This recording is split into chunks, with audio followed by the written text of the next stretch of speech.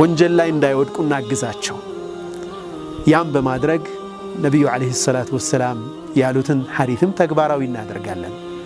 ወንድሞቻችሁን በሸይጣን ላይ አታግዟቸው፣ ወንጀል እንዲሰሩ አታድርጓቸው፣ እርዷቸው ከዛ ነገር እንዲወጡ። ይህም የኢማን መገለጫ ሆኖ ይታያል ማለት ነው።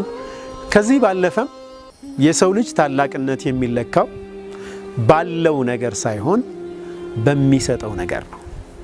ብዙ ነገር ሊኖረን ይችል ይሆናል፣ ግን ለሰዎች ባለን በጎ ሐሳብ፣ ለሰዎች በምናደርገው መልካም ነገር ነው ማንነታችን የሚለካው። የሰውነት ክብራችን ሚዛኑ ለሰዎች በምናደርገው ነገር ነው። ምን ይላሉ? ፀሐይን ተመልከቱ፣ በውስጧ የያዘችው ሃይድሮጅን ጋዝ ነው። በሃይድሮጅን ነው ራሷን የምታቃጥለው። በጣም ከፍተኛ የእሳት ቃጠሎ አለ ፀሐይ ውስጥ፣ የምትሰጠው ግን ብርሃን ነው። ምድራችን በብርሃን ሞልታ የምትገኘው ፀሐይ ነች። ከፀሐይ የምንማረው ብዙ ነገር አለ።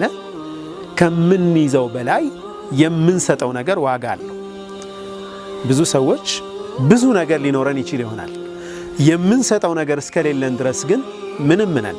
ለምድር የምንጨምረው ለሰው ልጅ የምናክለው ነገር እስከሌለን ድረስ ምንም አይደለም። ምንም ማለትም አይደለንም።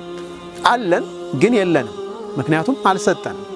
ትንሽም ኖሮን የምንሰጥገውን ከሆነ ግን ታላቆች ነን። ስለዚህ ኢንሻአላህ ወንድሞቻችን መጥፎ ነገር ላይ እንዳይወድቁም እናግዛቸው። ከኛም ደግሞ መልካም ነገር አስተዋጽኦ በማድረግ የሰውነት ክብራችን ከፍ እናድርገው። ላለሁ ሰላም አለይኩም ወራህመቱላሂ ወበረካቱሁ።